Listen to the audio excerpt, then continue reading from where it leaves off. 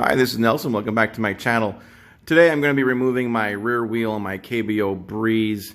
Some of you may remember about some months ago when I did an unboxing of my KBO Breeze, I noticed my rear fender had some scuffs and also a dent in there. And KBO customer service was great. Within 24 hours they replied to my request, and they sent me out a replacement fender, which is in that bubble wrap right there. But I'm going to have to remove the rear wheel to get access to the fender so I can replace that. So today I thought I'd make a video on how to remove the rear wheel with that hub on there. And there's something else I have to say. I have mine on a rack. It's upside down, and it's upside down because it's just easier to just pull the tire out and then put it back in since everything comes out from underneath. So I'm going to let gravity do the work when I'm putting it back in. And I have a rack. You can use the ground or the floor. Just be sure to maybe prop up the handlebars right by the grips with something. That way your electronics and your levers and stuff don't get dinged up or bent out of shape. Because remember, these bikes are 62 pounds, so they're quite heavy. And you can also even remove the battery if you're manipulating the bike to turn it upside down. That way it's not as heavy. I think the batteries are approximately 9 to 10 pounds or something like that. So you can actually make it lighter by removing the battery before you're flipping it over to work on your rear wheel to remove it. All right, so some of the tools I'm going to be using is a hammer. You can even use a mallet. This is just in case I need to unlodge or take out just a little tap of these little bolts right here. I'm also using a wrench and a ratchet wrench, a size 18, just to kind of get in there. I'll take it off. I'm using an Allen wrench, size 4, and I'm using a little cable. This is for cutting a plastic tie that your power cable is attached to.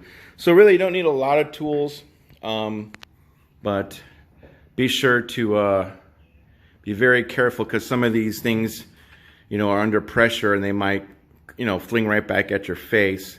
So we're going to be watching out for that as well. So let's go ahead and get started with the first things, and that is the chain. So we want to remove the chain, but first make sure you can put it on this the smallest gear. Just makes things easier. If you have it up here, I'm not saying you can't do it, I'm just saying it's going to be a little harder.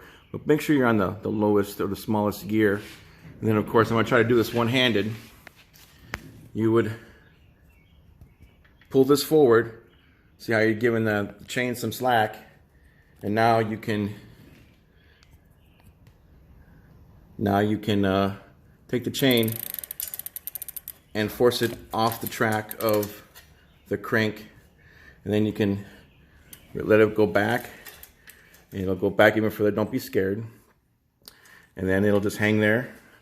So that's what we want. And then we want to remove the power cable, which is right here. And right here is where the cable tie is. I've already snipped it.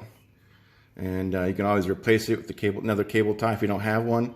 Even some electrical tape. You can just go all the way around, like black electrical tape if you want. But just snip it right there.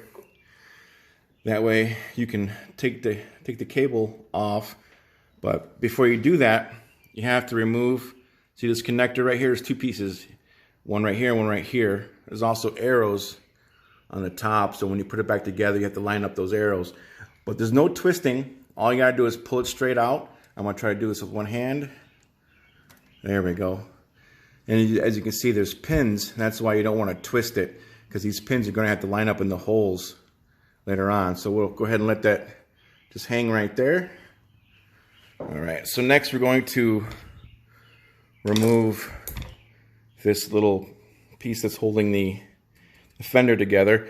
Now you may or may not have a derailleur. I chose not to have a derailleur on mine, but if you do have one, it'll look something like this. A derailleur guard, I'm sorry, which protects your derailleur. So it'll be on there like that. It'll be probably using one of these screws here, maybe attached to the same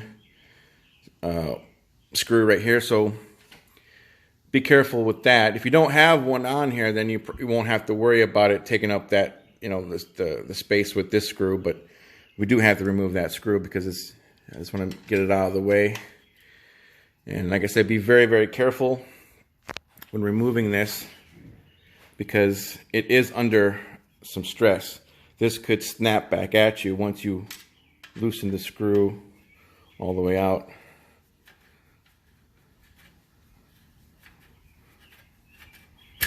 Oh, that was close. All right, we'll just save that screw. They have washers on them, so be careful. You don't want to lose the washer. Okay, so as you can see, the power cable that we disconnected goes in right here. So that we're going to be removing one of those bolts. And then on this side, you don't have to worry about as much. You do have to remove the cap. And then we'll be removing that bolt right there as well. But let's go ahead and remove this one.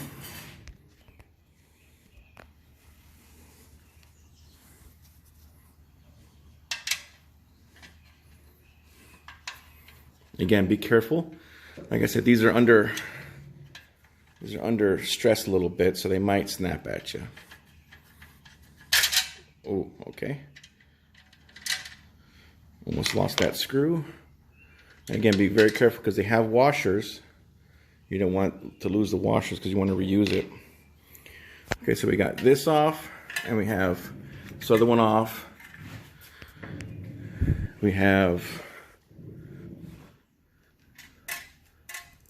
let's get this plastic cover out of the way.